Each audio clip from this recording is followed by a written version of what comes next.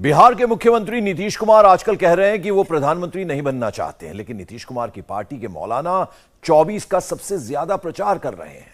अलग अलग इलाके में जाकर प्रचार कर रहे हैं, अलग अलग मुस्लिम मोहल्लों में बोल रहे हैं और न जाने क्या क्या बोल रहे हैं। नीतीश ने जिस नेता को विधानसभा तक पहुंचाया, क्या उसी नेता को मुस्लिम वोट लाने का ठेका दे दिया?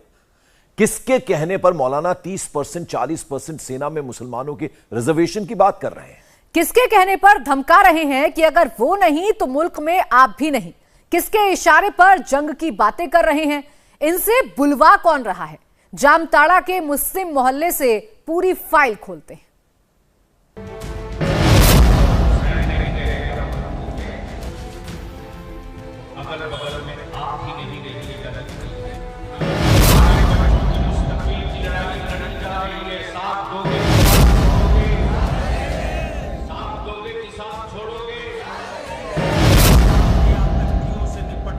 फ्रीडम ऐप से सीखकर आपने पेपर प्लेट का उत्पादन शुरू किया है। अगर ऐसा है तो आप अपने पेपर प्लेट्स को 1 करोड़ फ्रीडम ऐप के जो ग्राहक हैं उन्हें बिना किसी खर्चे के आप उसे बेच सकते हैं। डर लग रहा है ना?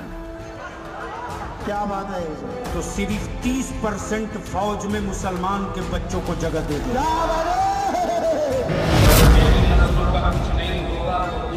बहुत कुछ हो जाएगा।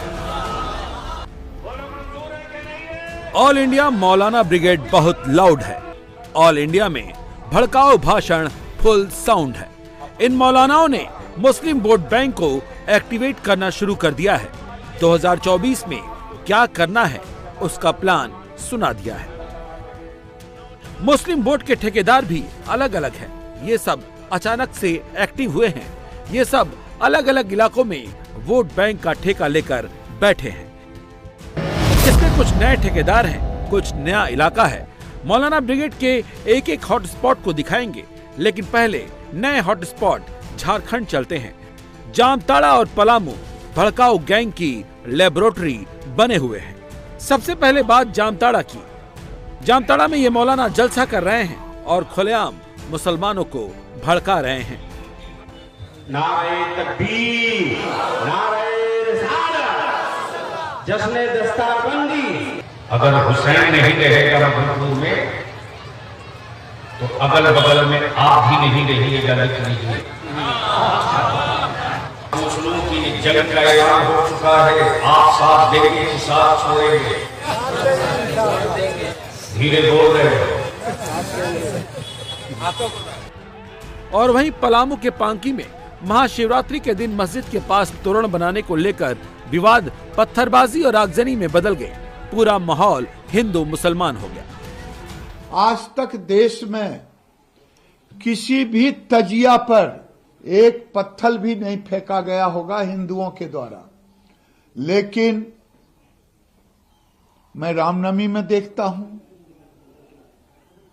अन्य आज तोरण द्वार में, अगर तोरण द्वार भारत में नहीं शिव महोत्सव का बनेगा तो क्या पाकिस्तान और बांग्लादेश में बनेगा?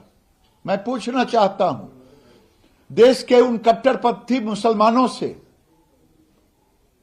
कि मेरे पूर्वजों की गलती यही थी ना कि धर्म के आधार पर हुआ, तो पूरा पॉपुलेशन अगर चला गया होता पाकिस्तान, उधर से चले आए होते इधर, तो आज ये दुर्दशा नहीं होता। लेकिन मेरे पूर्वजों से बहुत बड़ी भूल हुई और इसका भूल का खामियाजा क्या अब के नौजवान, अब का बेटी और बेटा भोगेगा? ये कभी नहीं होगा।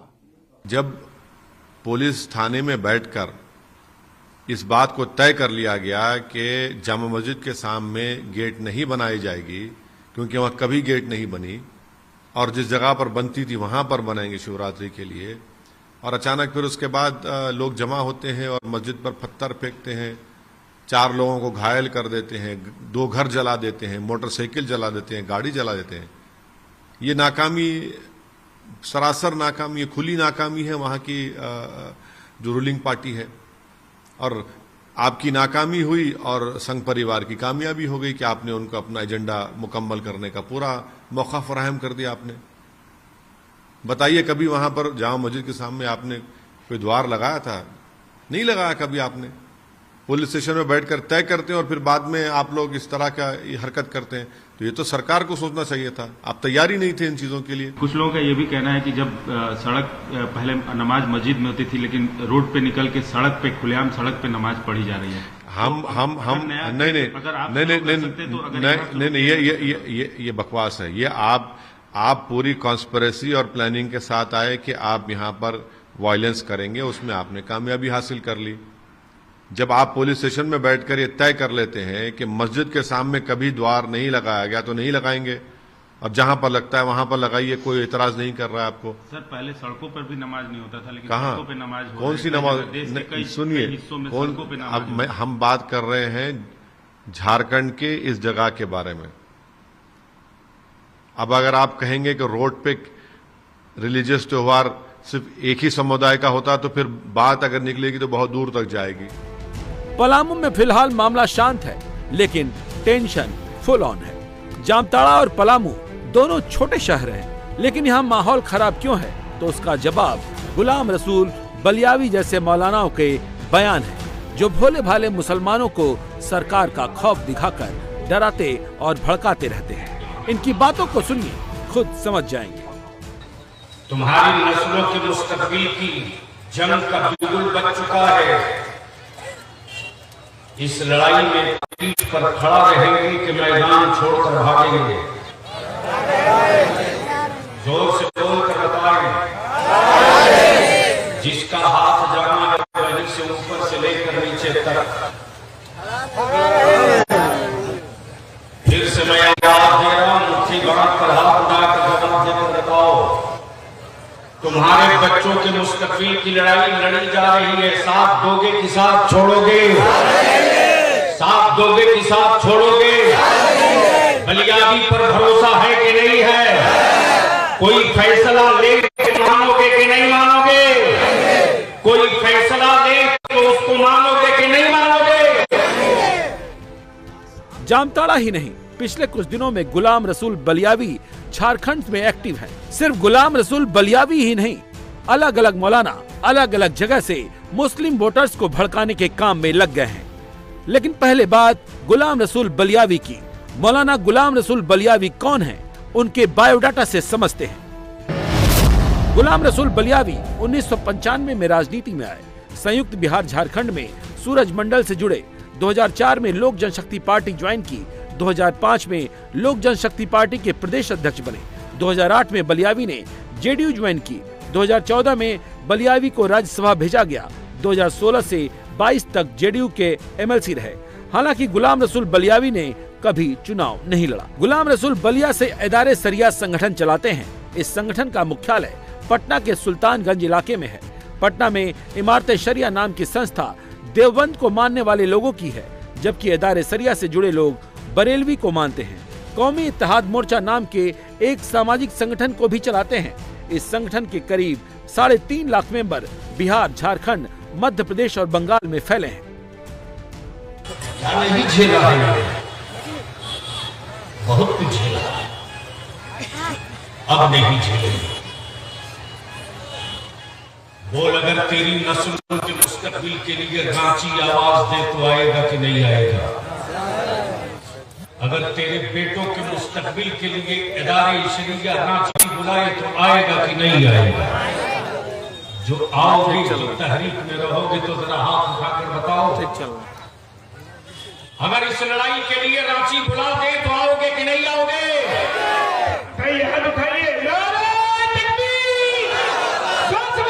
आपके बच्चे पढ़कर अफसर बने और हमारे बच्चे पत्थर काटने का लेबर बने, तो याद रखिए, जिन उंगलियों की हरकतों से आप सत्ता की मलाई काट रहे हैं, अगर मेरे बच्चे पत्थर काटते रहे तो आपको भी बहुत दिनों तक हम मलाई नहीं काटने देंगे। गुलाम रसूल बलियावी पैदा यूपी के बलिया में हुए हैं।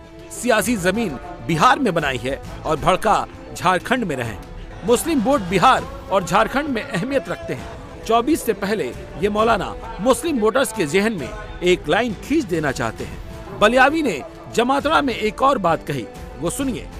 फिर इनका मोटिव क्या है और इशारा किधर है समझ सकते हैं। याद कर मुसलमान बलियारी 13 वर्षों से चिल्ला रहा है कि खेत में गल्ला पैदा ना हो तो कभी रोना मत। जिस दिन तेरी कौम से लीडर पैदा होना बंद हो जाए वो तेरे लिए काला दिन है। जो लोग खड़े हैं बैठ गए,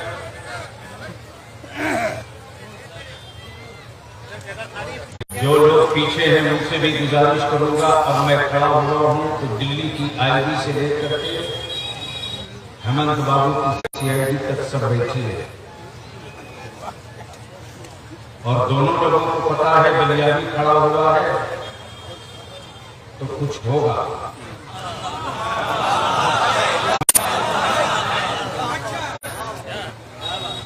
और अगर मेरी नस्लों का कुछ नहीं होगा तो उन लोगों का बहुत कुछ हो जाएगा।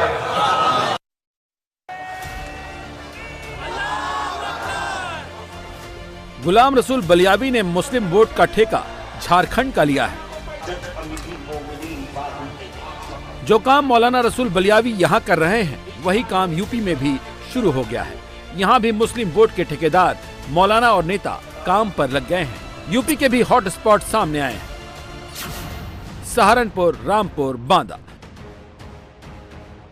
देवबंद के चाचा भतीजा ने जिस तरह से दिल्ली में हुए जमीयत के जलसे में मुसलमान किया, उसका मतलब तो यही है कि मुस्लिम वोटर्स को एक्टिवेट करने की तैयारी है। चाचा भतीजा मौलाना की जोड़ी ने ऐसी बातें कही जिससे बात बिगड़ गई। इस मुल्क की तारीख ये है कि अल्लाह ने, ओम ने इसी धरती के ऊपर मनु को उतारा है। मनु यानी आदम को उतारा है। वही हमारे पूर्वज हैं, सबके पूर्वज हैं, नबियों के पूर्वज हैं, रसूलों के पूर्वज हैं, हिंदुओं के पूर्वज हैं, मुसलमानों के पूर्वज हैं। जितना ये देश नरेंद्र मोदी और मोहन भागवत का है उतना ही ये देश महमूद का भी है। न महमूद इनसे 1 इंच आगे है,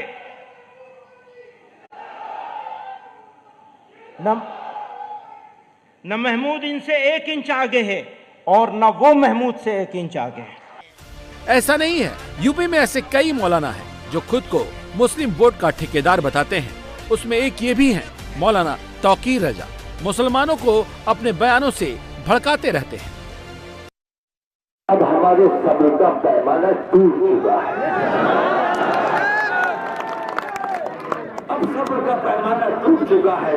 मैं गांव-गांव जाता हूँ, बस्ती देखता हूँ, मैं देखता हूँ मेरे नौजवानों के दिलों में कितना गुस्सा पनप रहा है।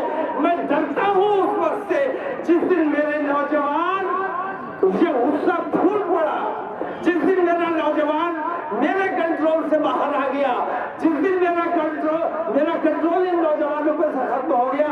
मुझसे बहुत लोग कहते हैं ये तुम तो बुज़दिल हो गए, तुम तो कुछ करना ही नहीं चाहते, लेकिन मैं कहता हूँ तो पहले मैं मरूंगा, बाद में तुम्हारा नंबर आएगा। डर लगता है अपने हिंदू भाइयों से, खास तौर से कह रहा हूँ, मुझे उस वक्त से डर लगता है जिस दिन मेरा ये नौजवान कानून अपने हाथ में ले लेगा। जिस दिन ये नौजवान बेकानून हो गया और कानून अपने हाथ में लेने पर मजबूर हो गया तो तुम्हें हिंदुस्तान में कहीं पनाह नहीं मिलेगी। और जब ये मौलाना इस तरह से भड़काते हैं तो उसके परिणाम ऐसे आते हैं। एक्शन रिएक्शन दिखता है जैसा कि बांदा में हुआ।